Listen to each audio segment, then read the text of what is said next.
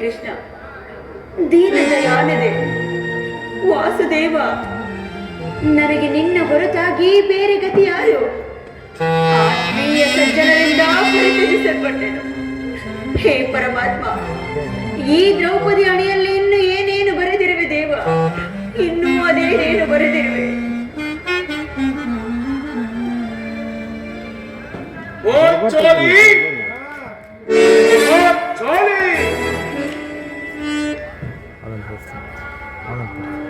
ಪ್ರಿಯತಮೆ, ಬರದೀರನಾಗಿ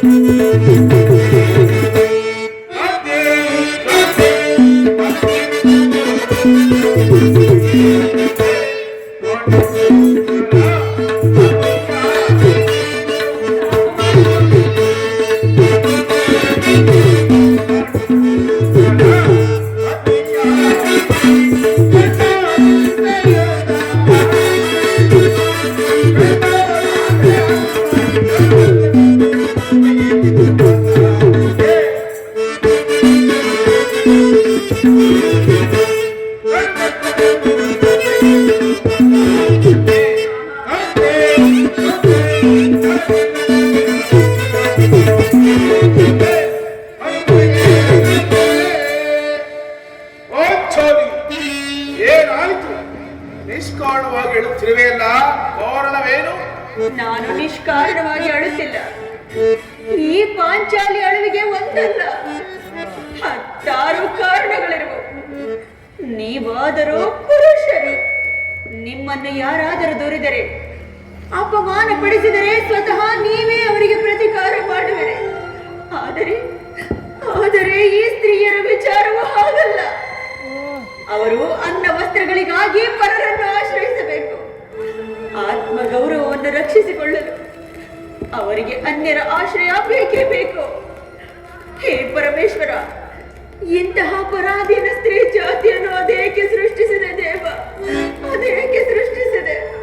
ಅಳಬೇಡ ಪಾಂಚಾಲಿ, ಅಳಬೇಡ. ಸ್ತ್ರೀಯರ ಪರಾಧೀನತೆಯು ನಮ್ಮ ಸಮಾಜದ ನಿಯಮ. ಭಗವತ್ ಸ್ವರೂಪಿಗಳಾದ ಋಷಿ ಮುನಿಗಳ ಆಜ್ಞೆ. ಕೈ ಹಿಡಿದ ಪತ್ನಿಯನ್ನು ದ್ಯೂತದಲ್ಲಿ ಪಣವಾಗಿಟ್ಟು ಸೋಲುವಂತೆ ಆ ನಿಮ್ಮ ಋಷಿಗಳೇ ಆಜ್ಞಾಪಿಸಿದರಲ್ಲವೇ? ಪತಿಗಳಂತೆ ಪತಿಗಳು ತಪಸ್ಸು ಮಾಡಿ ಪಡೆಯಬೇಕು ನಿಮ್ಮಂತಹ ಪತಿಗಳನ್ನು.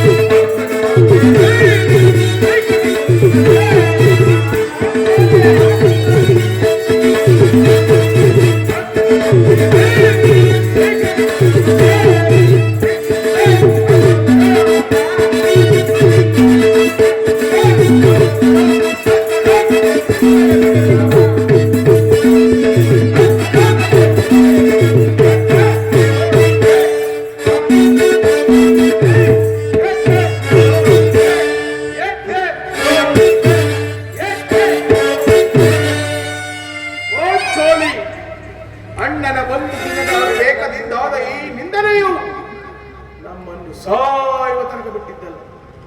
ಪ್ರಿಯತಮೆ, ಅಣ್ಣನ ಅಪರಾಧವನ್ನು ಕ್ಷಮಿಸುವಂತೆ ನಾನೇ ನಿನ್ನಲ್ಲಿ ಏನು ಆದದ್ದು ಆಗಿ ಹೋಯಿತು, ಅದನ್ನು ಮರೆತು ಬಿಡು. ಈ ದಿನ ನಿಷ್ಕಾರಣವಾಗಿ ಹೇಳುತ್ತಿರುವೆ, ನನ್ನೊಡನೆ ತಿಳಿಸಬಾರದೇನು? ತಿಳಿಸುವೆನು, ಆದರೆ ಅದರಿಂದ ಆಗುವ ಪ್ರಯೋಜನವಾದರೆ ಏನು? ನೀವೆಷ್ಟೇ ಆದರೂ ನಿಮ್ಮಣ್ಣನ ಆಜ್ಞಾಧಾರಕರಲ್ಲವೇ? ಅದು ಅಂದಿನ ಮಾತು. ಈಗ ನಾನು ಹಾಗಾದರೆ ತಿಳಿಸುವೆನು ಕೇಳಿ. ಈ ದಿನ ನಾನು ಹಸ್ತಿನಾಂಬೆಯ ಮಂದಿರಕ್ಕೆ ದೇವಿಯ ದರ್ಶನಕ್ಕಾಗಿ ಹೋಗಿದ್ದೆ.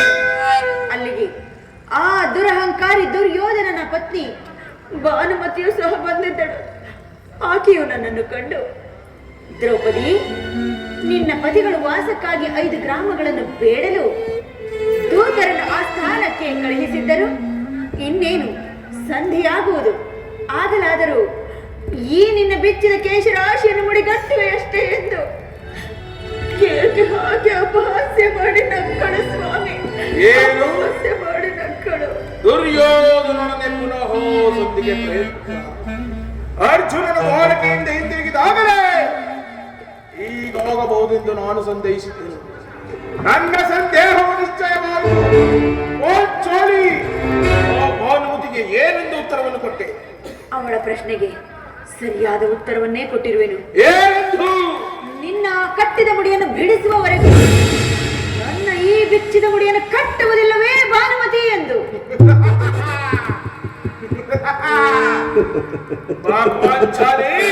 ಬಾಪು, ಚಮತ್ಕಾರವಾದ ಉತ್ತರವನ್ನೇ ಕೊಟ್ಟಿರುವೆ. ಎಷ್ಟೇ ಆದರೂ ನೀನು ನಮ್ಮ ಸಂಗಡ ಕದನ ಮಾಡುವುದರಲ್ಲಿ ನಿನ್ನ ಚತುರತೆಯನ್ನು ಮುಗಿಸಿದ್ದೆ ಎಂದು ಭಾವಿಸಿದ್ದೆ. ಜಾಣೆ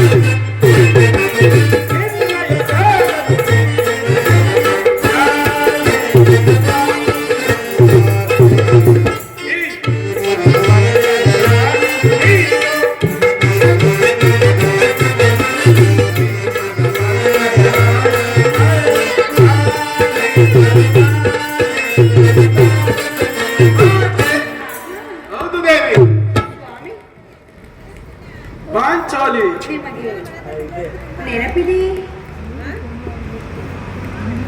ಅದೇ ಹಿಂದೆ ಒಂದು ದಿನ ಈ ನನ್ನ ಬೆಚ್ಚಿದ ಕೇಶರಾಶಿಯನ್ನು ಕಂಡು ಗುರುಕುಲಾಂತಕ ಕಾಳ ರಾತ್ರಿ ಎಂದು ಸಂಬೋಧಿಸಿದಿರಿ. ಪ್ರತಿಜ್ಞಾ ವಾಕ್ಯಗಳನ್ನು ಕೇಳಲಪೇಕ್ಷಿಸುವೆಯಾ? ಮಾಡಿದ ಪ್ರತಿಜ್ಞೆಯನ್ನು ಮರೆಯುವಂತ ಹೇಡಿಯಲ್ಲ ಈ ಪ್ರಚಂಡ ಭೀಮಸೇನ. ಹೇಳುವುದು ಮಾತ್ರವಲ್ಲ, ನುಡಿದಂತೆ ನಡೆಯಬೇಕೆಂಬುದೇ ನನ್ನ ಇಚ್ಛೆ. ನಾನು ಸುಮ್ಮನೆ ಇಚ್ಛಿಸಿದರೇನಾಯಿತು? ನೀವೆಷ್ಟೇ ಆದರೂ ನಿಮ್ಮ ಆಜ್ಞಾಧಾರಕರಲ್ಲವೇ? ನನ್ನನ್ನು ಕಲಿಸಬೇಡ ಪಾಂಚಾಲಿ. ನಾನೀಗ ಯಾರ ಆಜ್ಞಾಧಾರಕನು ಅಲ್ಲ, ಶಾಂತಿಯನ್ನು ಬಯಸುವವರು. ಸಂಧಿಯ ಪ್ರಸ್ತಾವದಲ್ಲಿ ತೊಡಗಲಿ ನಾನು ಮಾತ್ರ ಯುದ್ಧ ಬಂದ್ರೆ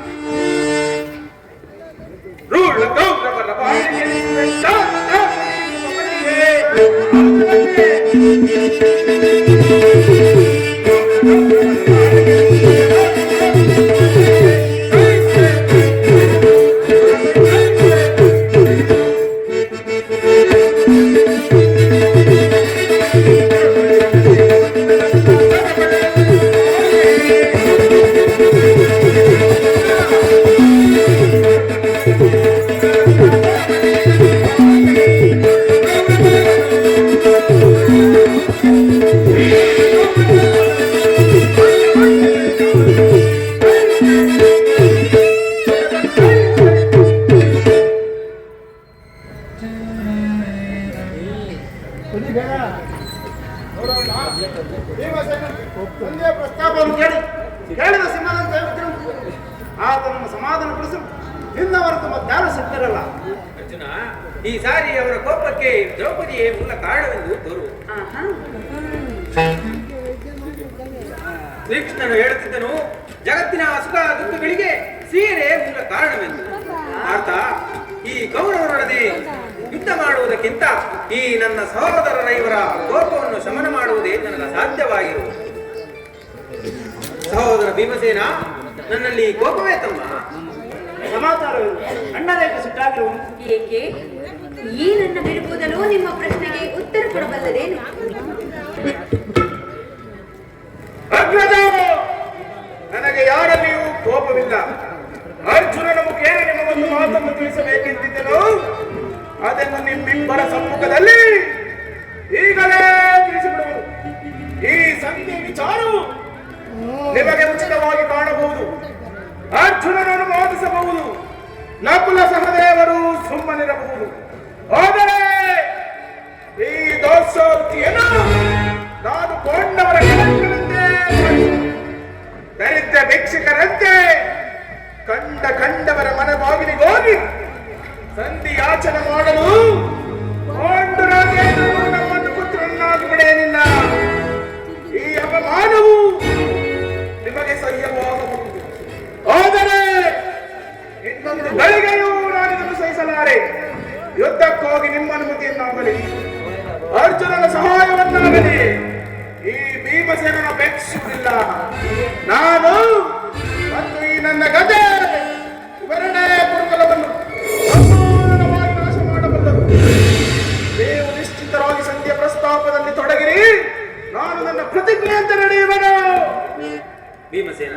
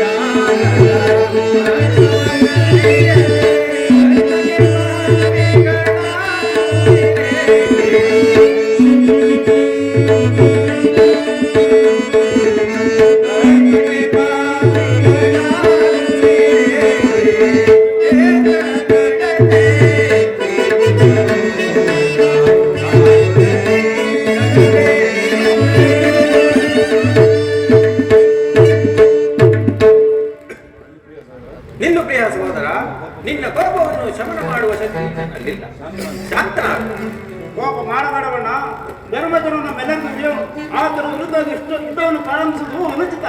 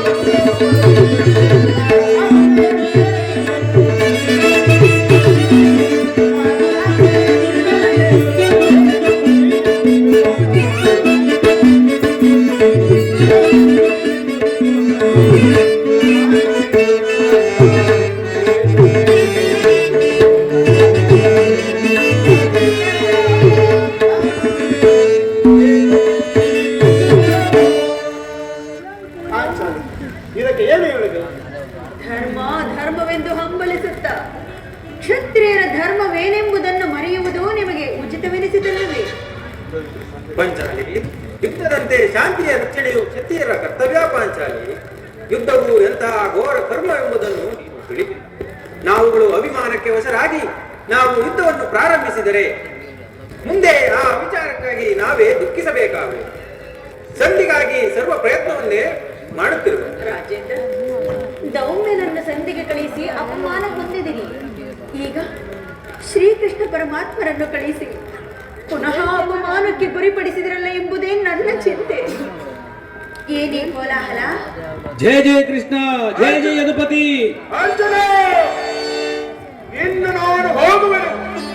ಈ ಸತ್ಯ ಫಲಾಫಲಗಳನ್ನು ಕೇಳುವುದರಿಂದ ನನಗಾವ ಪ್ರಯೋಜನವೂ ಇಲ್ಲ. ಸಹೋದರನೇ, ನಿಮ್ಮ ಪೌರುಷ ಪುರಸ್ಕಾರದ ಫಲವು ನಿಮಗೇ ಇರಲಿ. ಪ್ರತಿಜ್ಞೆಯಿಂದ ನಡೆಯುವ ಸ್ವಾತಂತ್ರ್ಯ ಮಾತ್ರ ನನಗಿರಲಿ. ಪ್ರಾಣೇಶ್ವರ, ಸ್ವಲ್ಪ ಸಮಾಧಾನಿಸಿ. ಅದು ಯದುಪತಿಯು ನಮ್ಮನ್ನು ನೋಡಿ ನಗುತ್ತಾ ಇತ್ತ ಕಡೆಯೇ ಬರುತ್ತಿರುವರು ಅಲ್ಲ?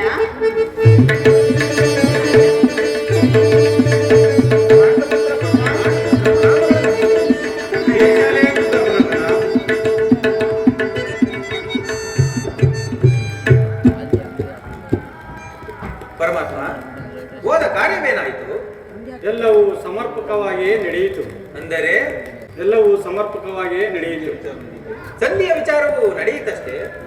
ಓ, ನಡೆಯಿತು ಧರ್ಮನಂದನ. ಓ ಚೋಳಿ, ಇನ್ನಿಲ್ಲಿರುವುದು ನನಗೆ ಸಾಧ್ಯವಿಲ್ಲ. ಅವರ ಇಚ್ಛೆ ಇದ್ದಂತೆ ಅವರು ನಡೆಯಲಿ. ನನಗೆ ತೋಚಿದನ್ನು ನಾನು ಮಾಡುವೆನು. ಸ್ವಲ್ಪ ನಿಧಾನಿಸಿ, ನಮ್ಮ ಅಣ್ಣನ ಮಾತು ಮುಗಿಯಲಿ.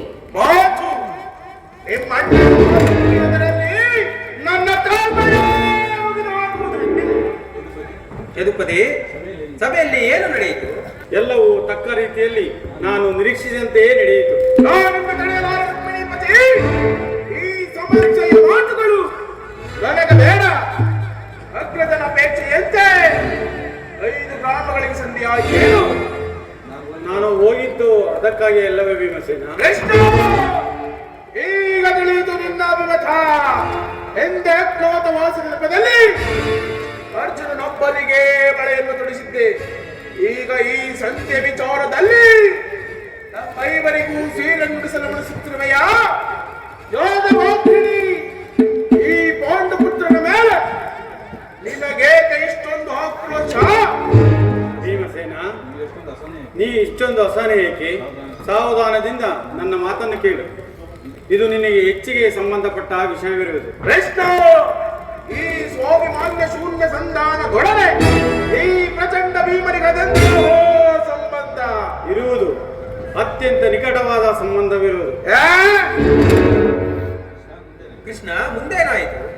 ಧರ್ಮನಂದನ, ರಾಜ್ಯಸಭೆಯಲ್ಲಿ ನಿಮ್ಮ ಸಂದೇಶವನ್ನು ತಿಳಿಸಿದರು. ಎಲ್ಲರೂ ಒಪ್ಪಿದರು. ಯಾರು ಯಾರು ಒಪ್ಪಿದರು? ಭೀಷ್ಮ, ದ್ರೋಣ ಮುಂತಾದವರು. ಓ ದುರ್ಯೋಧನ, ಆತನೂ ಸಹ. ಕೃಷ್ಣ, ಈ ದುರ್ವರ್ತಿಯನ್ನು ನಾನು ಕೇಳಬೇಕೆಂಬುದೇ ನಿನ್ನ ಇಚ್ಛೆಯಾಯಿತು. ಅದನ್ನು ಸಾಧಿಸಿದೆ. ಸಹೋದರನೇ, ನಿಮ್ಮ ಅಪೌರದ ಪುರಸ್ಕಾರ ಫಲವನ್ನು ನೀವೇ ಪೂಜಿಸಿರಿ. ಈ ಭೀಮನು ಯಾವ ಭಾಗವನ್ನು ಅಪೇಕ್ಷಿಸುತ್ತಿಲ್ಲ. ಯಾಜ್ಞ ಸೇರಿ ಈ ನಿರಾಶರಾಗಬೇಡ. ಈ ಭೀಮನು ಬದುಕಿದ್ದರೆ ನಿನ್ನ ಪ್ರತಿಜ್ಞೆಯನ್ನು ನೆರವೇರಿಸುವನು. ಭೀಮಸೇನ, ನಿನಗೆ ಒಪ್ಪುವ ವಿಚಾರ ಹೊಂದಿರುವುದು. ಆ ದುರ್ಯೋಧನನು ನಿನಗೆ ಪ್ರಿಯವಾದ ಸಂದೇಶವನ್ನು ಕಳಿಸಿರುವನು. ನಮ್ಮ ಕೌರವನ ಸಂದೇಶ, ನಮ್ಮ ಕೌರವನ ಸಂದೇಶ. ಹಾಗಾದರೆ ಅದರ ಉದ್ದೇಶವು ಹೊಂದಿಲ್ಲ. ಹೇಳು ಕೃಷ್ಣ, ಬೇಗ ಹೇಳು, ಏನು ಸಂದೇಶ? ಅದನ್ನು ಕೇಳುವ ಇಚ್ಛೆ ಇದ್ದರೆ ನೀನು ನನ್ನ ಬಳಿ ಕೈಕಟ್ಟಿ ಕುಳಿತುಕೊಳ್ಳಬೇಕು. ಇಲ್ಲ, ನಿಂತಿದ್ದಲ್ಲಿಯೇ ಹೇಳಿಬಿಡು. ಇಲ್ಲ ಇಲ್ಲ, ನೀನು ಕುಳಿತುಕೊಳ್ಳದ ಹೊರತು ನಾನು ಆ ಸಂದೇಶವನ್ನು ಹೇಳುವುದಿಲ್ಲ. ಕೃಷ್ಣ, ಈ ಪರಿಹಾಸ ಬೇಕೆ? ಇದು ಪರಿಹಾಸವಲ್ಲ ಭೀಮಸೇನ. ನಿನ್ನನ್ನು ಕಂಡರೆ ಇಷ್ಟೊಂದು ನನಗೆ ಭಯವಾಗುವುದು. ನಿನ್ನ ಗದೆಯನ್ನು ದೂರವಾಗಿಟ್ಟು ನನ್ನ ಪಾರ್ಶ್ವದಲ್ಲಿ ಕುಳಿತುಕೋ, ಆಗ ಆ ಸಂದೇಶವನ್ನು ಹೇಳುವೆನು. ಇದು ನಿನ್ನ ಅಪೇಕ್ಷೆಯಿಂದ ಕುಳಿತುಕೊಳ್ಳುವೆನು. ಈಗಲಾದರೂ ಹೇಳು, ಏನು ಆ ಸಂದೇಶ? ಭೀಮಸೇನ, ನೀನು ಕೋಪ ಮಾಡುವುದಿಲ್ಲವಷ್ಟೇ? ಓ, ಅದು ಆಗಲಿ. ಹಾಗಾದರೆ ನೀನು ನನ್ನ ಬಂದಿ. ಅದು ಕ್ಷಣಕಾಲ ಮಾತ್ರ ಕೃಷ್ಣ. ಭೀಮಸೇನ, ಹಾಗಾದರೆ ಈ ಗದೆ ಗುರಯ್ಯ ಅರ್ಜುನ, ಈ ಗದೆಯನ್ನು ಸ್ವಲ್ಪ ದೂರವಿಡು. ಯಾಜ್ಞಸೇನಿ, ನಾನು ಹೇಳಿದಂತೆ ಮಾಡಬೇಕು ಕಂಡೆಯ. ನಿಮ್ಮ ಮಾತನ್ನು ಎಂದಾದರೂ ಮೀರಿದ್ದೇನೆ ಅಣ್ಣ. ಹಾಗಾದರೆ ತೆಗೆದುಕೋ ಈ ಹಗ್ಗವನ್ನು. ಇದು ನನಗೊಂದು ಕಡೆ ಪುರಸ್ಕಾರವಾಗಿಯೇ ದೊರೆಯಿತು. ಇದರಿಂದ ನಿನ್ನ ಪತಿಗಳ ಕರವನ್ನು ಬಂಧಿಸು. ಇದೇನು ಪರಿಹಾಸ್ಯವೇ ಅಣ್ಣ? ಇದು ಪರಿಹಾಸವಲ್ಲ ಸಹೋದರಿ. ಶತ್ರುಗಳ ಎಡೆಮುರಿಯನ್ನು ಬಿಡಿಸುವುದರಲ್ಲಿ ನೀನು ಮಹಾನ್ ಪಂಡಿತಿಯಂತೆ. ಅದರಂತೆ ಈ ನಿನ್ನ ಪತಿಯ ಕರಗಳನ್ನು ಬಂಧಿಸೋ ಇರುವೋ ಎಂದು ನೋಡೋಣ.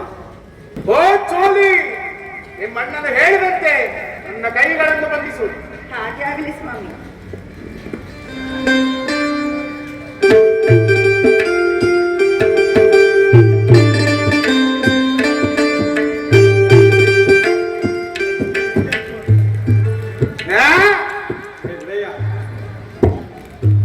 ಬಾ, ಈಗ ನಿರ್ಭಯವಾಯಿತು.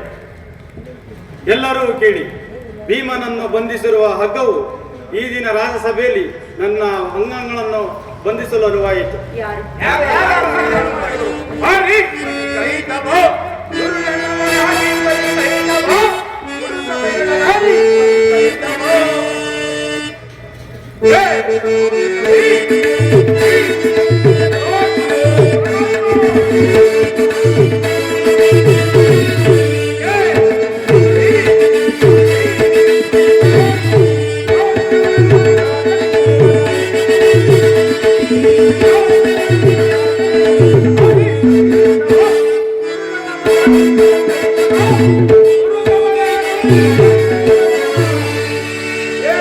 ಕೃಷ್ಣ, ಈ ಹಗ್ಗದಿಂದ ನಿನ್ನನ್ನು ಬಂಧಿಸಲು ಯತ್ನಿಸಿದರೆ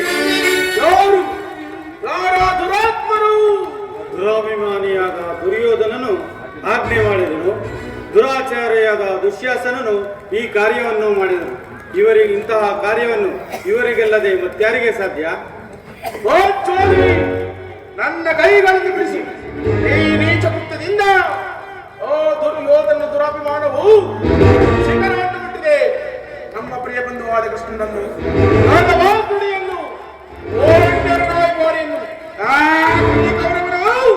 ಈ ರೀತಿ ಅಪಮಾನಪಡಿಸಿದೆ.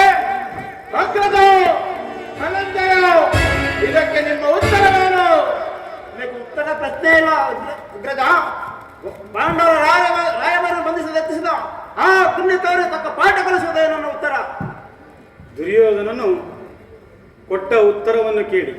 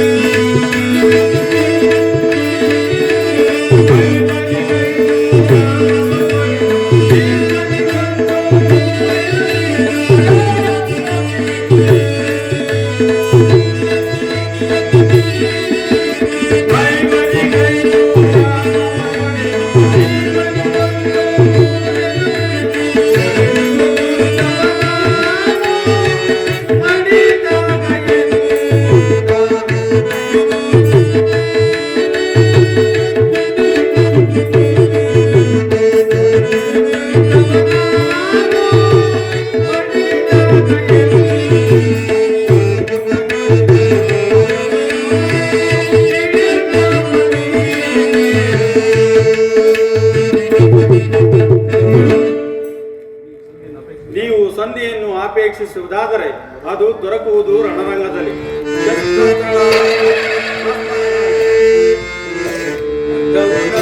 ಬೇಡವೆಂದೊಡೆ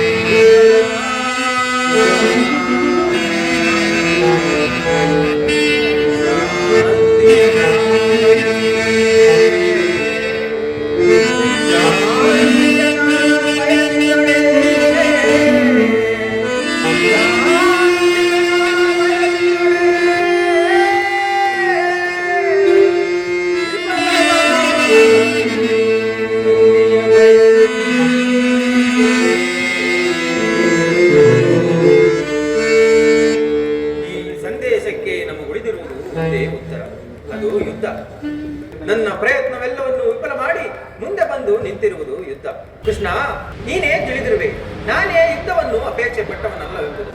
ಚಂದಿಗಾಗಿ ಸರ್ವ ಪ್ರಯತ್ನವನ್ನು ಮಾಡಿದವನೆಂದು. ಪಾಂಚಾಲಿ, ನನ್ನ ಕೈಗಳನ್ನು ಬಿಡಿಸು. ಅಗ್ರಜ, ನೀವಾದರೂ ಬಿಡಿಸಿ. ಧನಂಜಯ, ಪರಮಾತ್ಮ, ಏನು ಬಿಡಿಸು, ನಾನೇ ಬಿಡಿಸಿಕೊಳ್ಳುವುದು.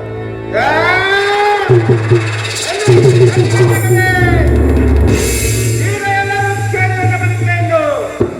ನಾನು ವಾಯುದೇವನ ವರಪ್ರಸಾದದಿಂದ ಜನಿಸಿದ್ದು ನಿಜವಾಗಿದ್ದರೆ ವೀರಮಾತೆ ಕುಂತಿ ದೇವಿಯ ಸಂದಮಾನ ಮಾಡಿದ್ದು ಸತ್ಯವಾಗಿದ್ದರೆ ಮುಂಬರುವ ಕುರುಕ್ಷೇತ್ರ ಮಹಾಯುದ್ಧದಲ್ಲಿ ದುರ್ಯೋಧನ 99 ಮಂದಿ ಸಹೋದರನ್ನು ಸಂಪೂರ್ಣವಾಗಿ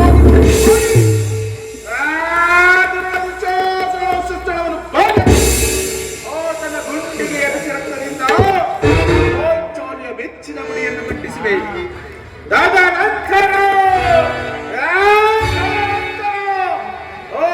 ದುರ್ಯೋಧನ ರಾಜ ಕಿರೀಟವನ್ನು ಇದೇ ನನ್ನ ಎಡಗಾಲಿನಿಂದ